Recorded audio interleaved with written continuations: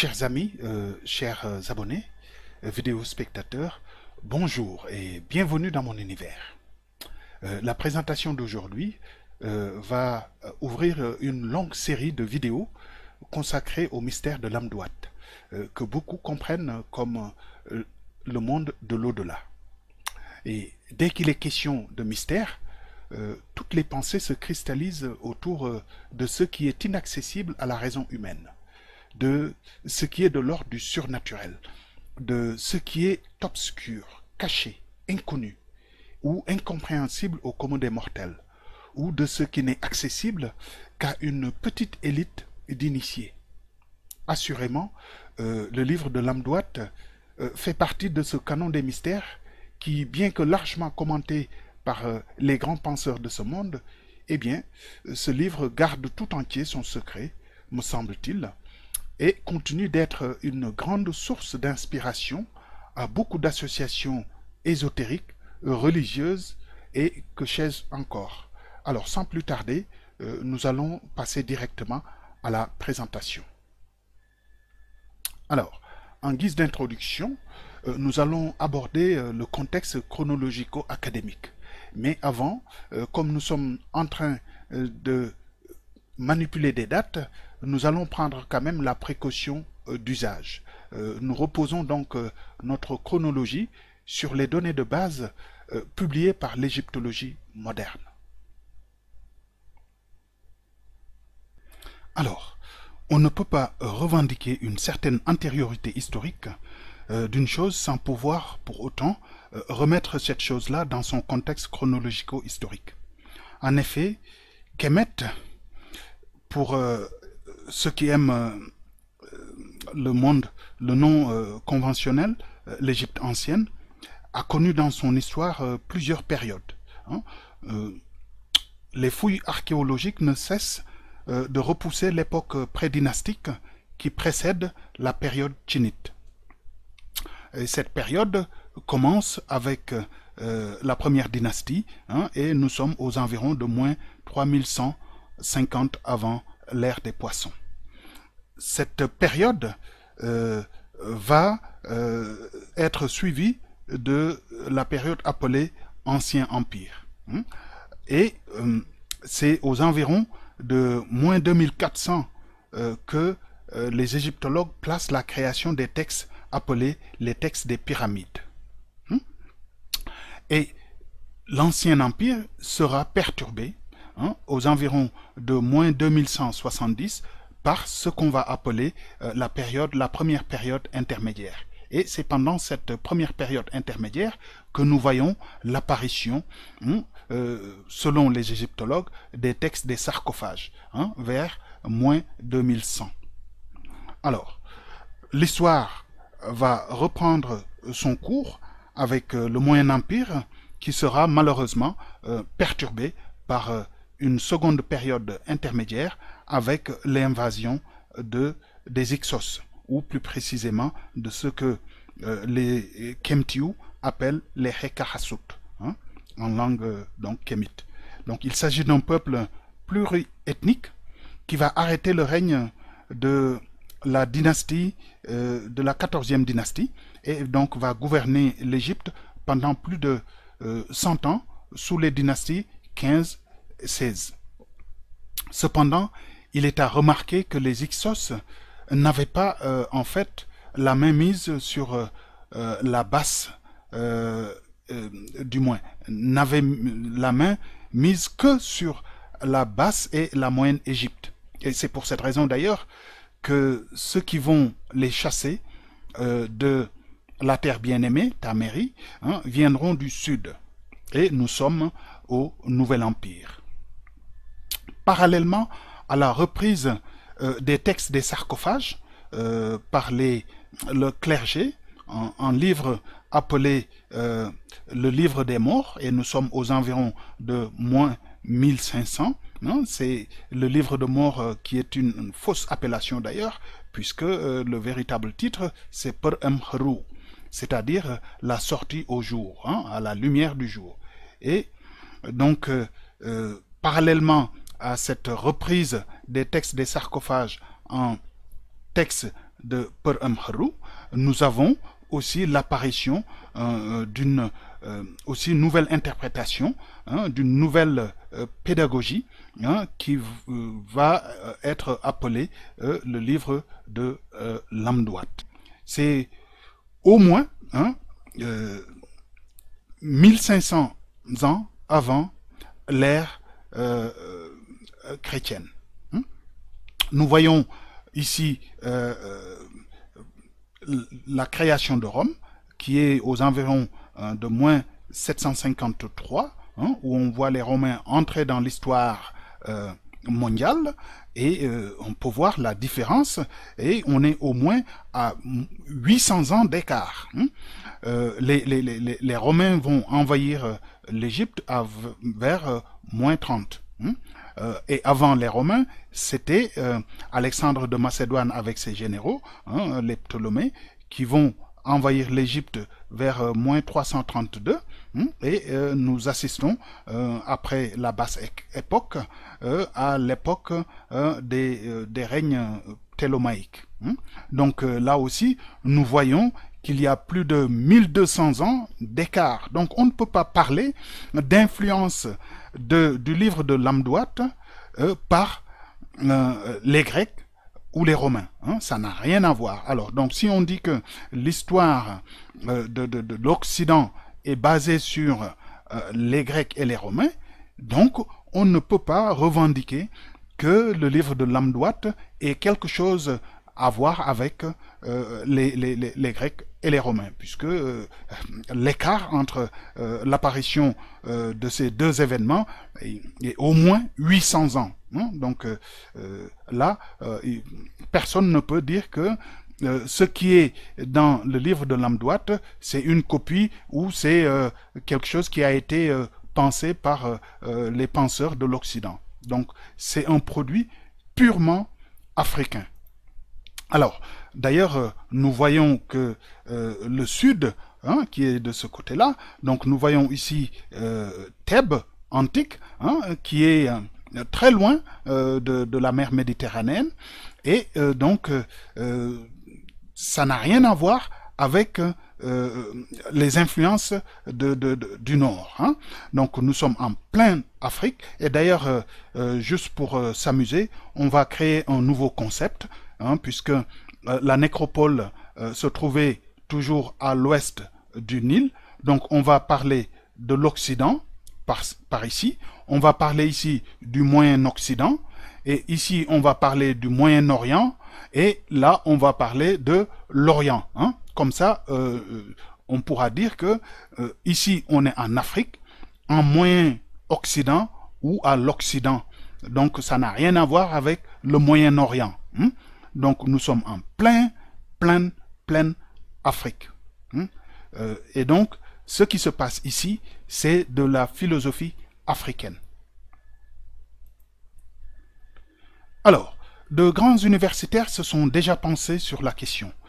Donc il faut savoir que ce livre de l'Amduat n'est pas une découverte récente de l'égyptologie moderne. D'ailleurs, l'égyptologue Jean-François Champollion a déjà évoqué l'Amduat dans sa description de la salle funéraire du Nosou Amenhotep III. Donc depuis, plusieurs auteurs de renom ont abordé le thème de l'Amduat dans tous les sens. En voici d'ailleurs quelques illustrations.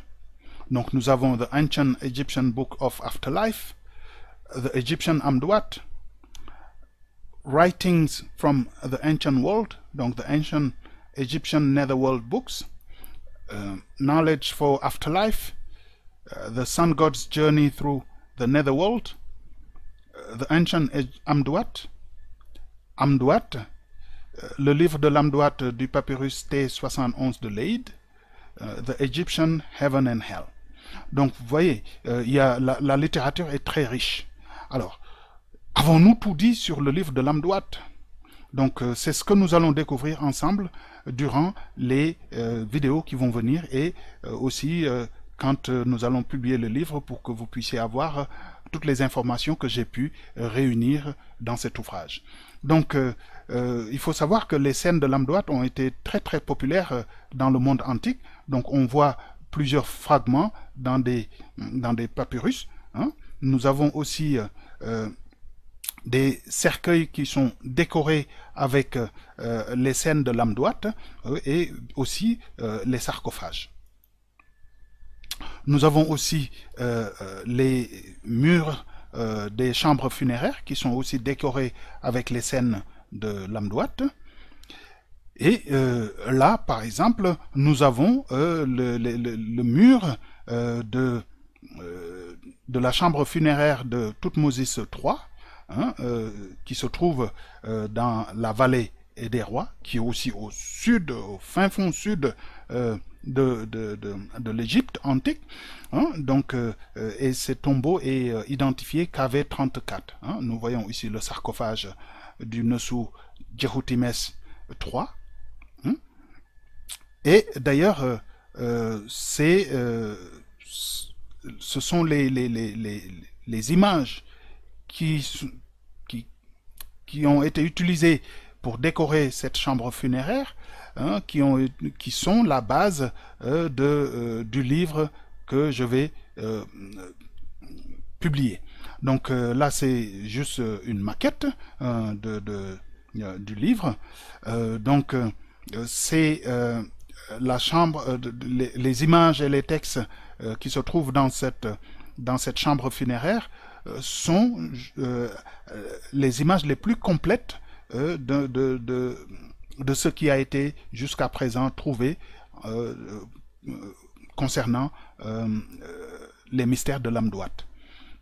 Donc le livre jusqu'à présent attend son sponsor et pour le moment donc nous allons faire des présentations basées sur le manuscrit en attendant de publier le livre tout entier.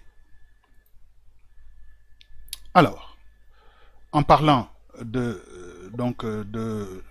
tombeau KV34, il faut quand même brosser quelques mots sur le propriétaire de ce tombeau, hein, qui est Djehoutmès III. Ece homo, comme dirait l'autre, voici l'homme. Hein. Alors, son nom, comme on peut le voir, c'est Djehoutmès Nefer Kheperou. Donc, c'est, en d'autres termes, Toutmoses III. Hein. Il est roi et prêtre d'Amon-Ra. Donc, il est le premier prophète d'Amon. Hein. Djehoutmès a suivi les traces de son grand-père et de son père. Hein. Donc, c'est un guerrier rompu à la tâche en continuant les conquêtes de ses ancêtres et en portant ainsi le nouvel empire à son apogée, au point même que certains le comparent à Napoléon. Je pense que c'est peut-être une comparaison qui est un tout petit peu déplacée quand même. On ne peut pas comparer, avec tout le respect que je dois à Napoléon, de le comparer à Djehoutmès. Hein. L'un n'a rien à voir avec l'autre. Allez, on referme cette parenthèse et je continue en disant que donc il repoussa les ennemis au nord-est, donc les Hekahasut, hein, ou plus connus sous le nom des Hyksos, et d'autres, hein, comme les Cananéens et autres, et remporta aussi la bataille de Megiddo, hein, j'allais dire de Armageddon. Bon, ne soyons pas provocateurs là-dessus. Et parmi d'autres guerres, tout en consolidant les frontières du Sud, hein, avec Punt et Kush, hein, qui d'ailleurs fournissaient l'encens et la myrrhe. Et c'est très important de savoir que l'encens et la myrrhe venaient aussi du Sud. Et nous allons voir aussi l'or. Et vous allez comprendre tout de suite pourquoi ces trois matières premières ont une importance capitale dans ce que nous allons dire. Pourquoi? Parce que c'est une famille qui est très liée à une mission, on va dire, messianique. Et d'ailleurs, c'est pour cette raison on les associe à Djehouti. Alors, à côté de Djehoutmès III, nous avons sa tante, Maat Kare, qui est appelée Hatshepsut, nom qui signifie la première des nobles dames. quand le père de Djéhouti III et donc Djéhoutimès II est décédé, Djéhoutimès III ne pouvait pas, avait environ que quelques années de vie, donc il était sous la régence de sa tante Hatshepsut, hein, qui après avoir assumé la régence pendant quelques années, va d'ailleurs s'introniser en pharaon, hein, et jusqu'à sa mort, date à laquelle Djéhoutimès III va reprendre les rênes du pharaonat, on va dire, et va continuer son règne jusqu'à sa mort. Alors, comme je disais tantôt, c'est une famille du Sud très liée au principe féminin Ya.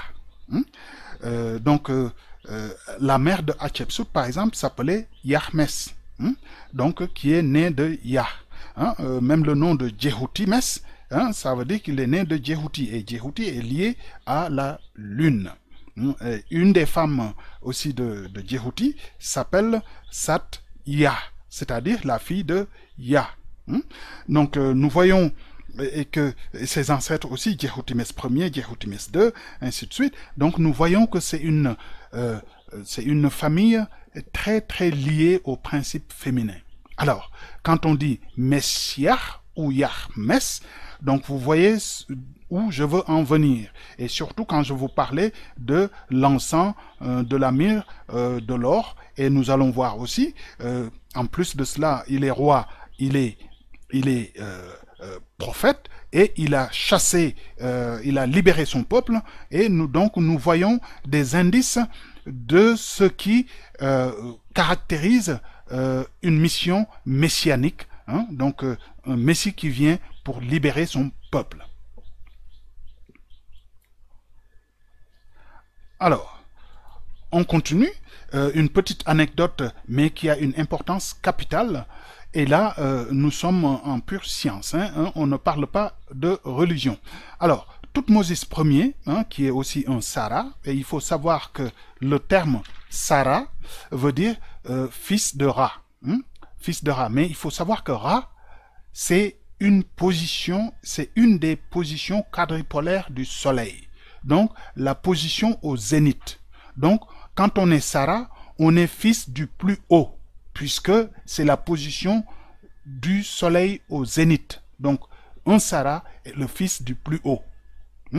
Donc, il a eu, entre autres, Thoutmôsis II, qui est aussi devenu un Sara, et Maatkare Hatshepsut, qui est aussi une Satra, donc qui est une fille du plus haut. Mais quand elle va s'introniser en se déguisant en homme, elle devient du coup aussi une Sara. Alors, ces deux, comme il est de coutume, vont se marier. Donc, malheureusement, le couple ne produira pas un héritier pour le trône. En fait, ils ont produit une fille qui s'appelle Néferouré, et donc comme ils voulaient un homme, donc une proposition a été faite à Thoutmôsis d'aller voir au niveau de son harem, est-ce que il y aurait peut-être un héritier du trône. Donc Amon-Ra a entendu, et je dis bien, a entendu les prières, et donc leur a donné un fils. Alors, avant d'arriver sur ce fils-là, nous allons un tout petit peu édifier quelques mots. Alors, le Nosu veut dire le roi. Alors, quand on regarde ici, donc nous avons Hekert, qui vient de Heker, c'est-à-dire être orné. Mais le terme Hekert veut dire la coiffeuse. Donc la coiffeuse peut être la coiffeuse de la première dame, comme peut être la coiffeuse du roi. En tout cas, si c'est la coiffeuse de la première dame, c'est un idiome aussi qu'on va utiliser pour dire la servante. Mais en fait, ce n'est pas la servante, c'est la coiffeuse, ou quand on associe Hekert et Nesu, nous obtenons la concubine du roi. C'est ça le nom de la concubine du roi. Alors, pourquoi j'en parle? C'est parce que c'est un motif qui reprend, qui a été repris plus ou moins dans certains livres, où on nous présente un frère et une sœur qui sont en même temps mari et épouse, et qui, ne pouvant pas donner un garçon, vont se replier vers une servante qui s'appelle Hagar, et on voit bien qu'on est Hekert, et ici on est Sarah, et Hekert, donc, et c'est l'union de Hekert Nesu et de Toutmosis, de Sarah, qui va donner Toutmosis 3. Donc, cette Hekert Nesu s'appelait Aset, qui est l'homonyme de Isis. Donc, nous voyons encore une fois la symbolique, puisque Isis représente le principe féminin. Alors, sans pour autant vexer qui que ce soit concernant l'histoire d'Abraham et de Sarai, qui va devenir Sarah, nous sommes juste dans des faits historiques, et donc pour pouvoir faire des recherches et voir l'authenticité, ou du moins l'historicité de ce qui est raconté dans certains livres, peut-être que ce serait là la piste à prendre pour édifier. Pourquoi? Parce que les termes qui sont utilisés ailleurs sont en fait des termes égyptiens. On voit bien Hekert et Sarah. Et on voit bien comment cette histoire-là est arrivée. Et ça, c'est de l'histoire. Irréfutable. Voilà. Alors, maintenant, nous passons à la structure de la narration du périple nocturne de Ra. Alors, il faut se rappeler, je l'ai déjà démontré dans les vidéos précédentes, que c'est les Kemtiu qui nous ont donné le jour de 24 heures, qui a été divisé en deux parties égales, donc Heru de 12 heures, donc la journée, et Gerech, la nuit, aussi de 12 heures. Donc on a l'équilibre entre la lumière et les ténèbres, le jour et la nuit. Alors, l'Amduat se passe pendant cette période de la nuit. Alors, nous avons en sérère, juste une anecdote, le sérère va dire Yong pour le jour, Yongne, ou bien Yeng pour la nuit, Oyengule. Donc, et les deux, Yong et Yeng, sont en équilibre. C'est comme qui dirait Yin et Yang. Bon, mais ça n'a rien à voir, c'était juste une petite anecdote, juste pour s'amuser. Voilà. Alors, il faut savoir que la nuit symbolise le secret, l'inconnu, l'obscurité, mais aussi la mort. Elle est liée à la lune et donc au principe féminin. D'ailleurs, Mout, qui représente la femme, mais concrètement à Tchebaï, donc à Thèbes, la parèdre d'Amon est Mout. Et leur fils est Honsu, donc lié à la lune. Et nous avons aussi Mout qui veut dire la mort. Donc la nuit, la femme, le principe féminin, et la mort, l'obscurité, le secret. C'est ça, ce sont des termes qui sont à peu près équivalents. Alors, l'égyptologue François Schuller nous fait une très belle description de l'Odyssée du grand Néter Ra. Et il nous dit, il existe un autre type de composition funéraire appelé guide de l'au-delà, illustré dont l'Amduat est le premier d'entre eux. Composé de 12 tableaux images, où images et textes sont indissociables, figurant la course du soleil, l'Amduat évoque le voyage nocturne de l'astre qui se régénère pendant la nuit pour renaître au petit matin. Tout comme le défunt pharaon, assimilé au soleil, à Osiris, reviendra à la vie dans l'au-delà. Donc nous voyons bien que nous passons l'Amduat durant les 12 heures de la nuit. Et que c'est un voyage où il faudra se régénérer pour renaître au petit matin. Et c'est très important de bien connecter, renaître au petit matin. La naissance au petit matin.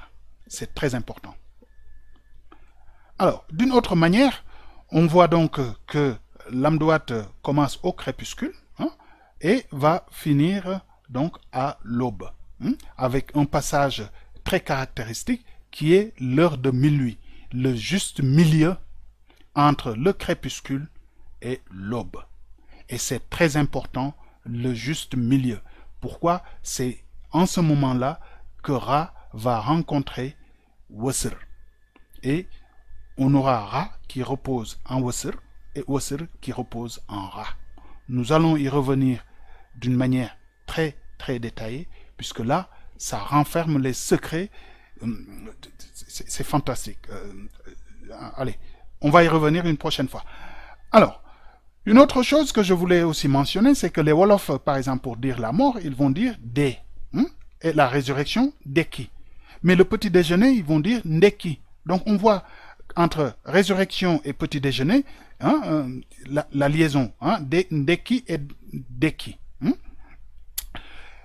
Donc on peut dire que quand nous avons la chance de prendre notre petit déjeuner, nous sommes en fait à la résurrection. Les sérères vont avoir aussi la même construction.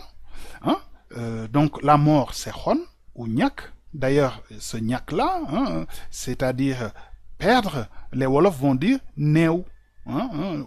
Et les autres vont prononcer Niou, mais c'est en fait Néou.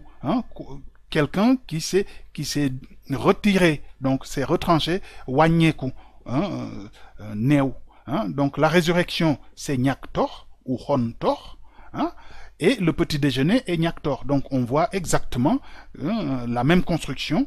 Et donc, quand nous prenons les aliments au petit matin, c'est le symbole de la revitalisation, de la résurrection. D'ailleurs, la nourriture se dit Nyam en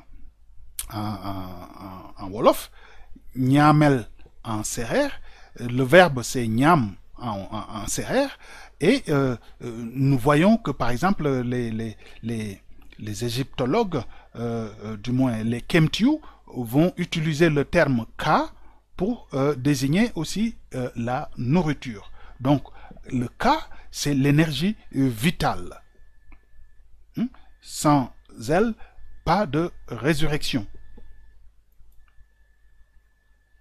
Alors, en conclusion, nous dirons que les anciens Kemtiu ont rédigé il y a plus de 35 000 ans le livre de l'Amduat. Non, je raconte du n'importe quoi. Lisons. Rédigé il y a plus de 3... Pourquoi je dis 35 000?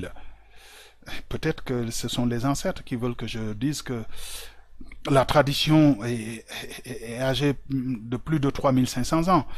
Peut-être, mais bon, on va rester dans le canon égyptologique, le canon officiel, pour dire que le livre de l'Amduat a été rédigé par les anciens Kemtiu il y a plus de 3500 ans, et c'est un récit qui parle des mystères de l'Odyssée du grand Neterra dans les ténèbres de la Douat.